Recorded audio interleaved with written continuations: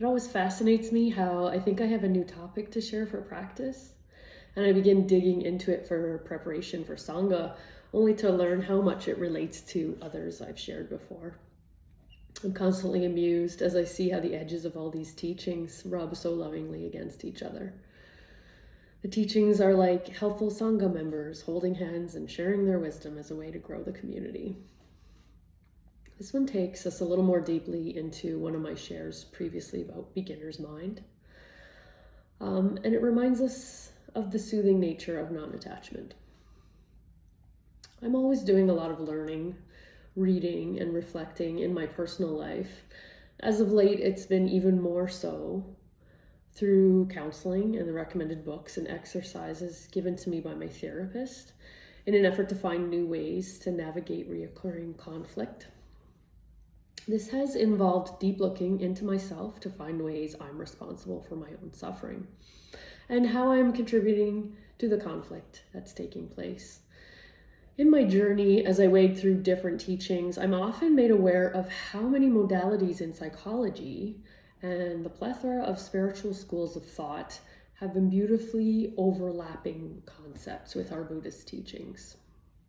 One teaching in particular that's come to the forefront with great relevance as I try to collect more and more knowledge is the concept within Buddhism that knowledge is regarded as an obstacle to understanding.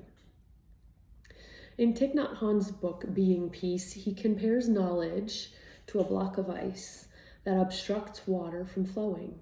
And he says, for things to reveal themselves to us, we need to be ready to abandon our views about them. I might add, this is not exclusive to things, and the same applies to people. Drop our judgments, whether they tear someone down or put them on a pedestal, and we have the opportunity to see others as they really are. There's a story told by the Buddha as a warning not to cling to what we believe we know, but to keep an open mind and consider all possibilities. And the story goes like this. A young widower was devoted to his little son, but while he was away on business, the whole village was burned to the ground by bandits, who also kidnapped the little boy. When the father returned and found only ruins, he was utterly heartbroken. He thought that the charred remains of a little child were of his son. So he organized a full cremation, collected the ashes, and carried them with him always in a special bag. One day, his son managed to escape from the bandit kidnappers and made his way back to his home. In the meantime, his father had rebuilt the house, and when the little boy arrived late one night, he knocked and knocked on the door. His father, kneeling at the altar he had made to memorialize his son, called out, "Who's there?" "It's me, your son. Please, Papa, let me in." The father, still burdened by his grief, thought, this must be some wretched boy making fun of his grieving, and shouted, "Go away, leave me alone, my son is dead." The boy knocked again and again, calling for his father to open the door and let him in. The father, refusing to answer the door, kept calling out, "Go away, leave me alone." And at last the boy gave up and went away, never to return. After he had told this story, the Buddha added, if you cling to an idea as an unalterable truth, then when the truth comes and knocks on your door, you'll not be able to open the door and accept it. This concept is deeply linked into the first and second of the 14 mindfulness trainings. Openness and non-attachment to views, which I will touch on. I feel it's noteworthy to point out these trainings were born in the midst of the Vietnam War, in an absolute height of conflict. So I see it as very fitting that these trainings are helping me through my own personal conflicts. In the first of the 14 mindfulness trainings, openness, it says, we are determined not to be idolatrous about or bound to any doctrine, theory, or ideology, even Buddhist ones. We are committed to seeing the Buddhist teachings as guiding means that help us learn to look deeply and develop understanding and compassion.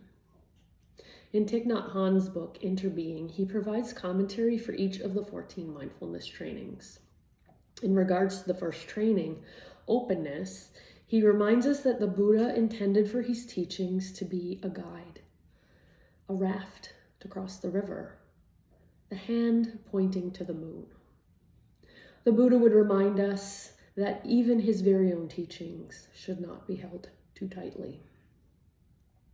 In the second of the 14 mindfulness trainings, it says, insight is revealed through the practice of compassionate listening, deep looking, and letting go of notions, rather than through the accumulation of intellectual knowledge. I've personally found a place in my life where this teaching feels like it can be very helpful. As I deepen my mindfulness practice and hone in on the awareness that I am, I've witnessed myself believing so strongly that I know how someone will respond or react, that I either avoid the topic and suffer in silence, or I enter a conversation already feeling defensive based on what I think I know. While clinging too tightly to my idea, I only hear things through that specific lens and completely miss out on the opportunity to understand compassionately. Or in many cases, I miss the opportunity to be understood. Like Ty says in his commentary on the second training, clinging to views can prevent us from arriving at a deeper, more profound understanding of reality. Thich Nhat Hanh is quoted saying the following from a Dharma talk he gave on the Four Noble Truths. In each of us, there is a river of perceptions flowing day and night. To meditate means to sit on the bank of the river and observe all perceptions. With the energy of mindfulness, we can see the nature of our perceptions and untie the knots that bind us to our wrong perceptions. All our suffering has its roots in our wrong perceptions, so please practice the mantra, "Are you sure?" Always refer to it and try to look more and more deeply. I aim to ask myself the questions, am I sure? Do I really know?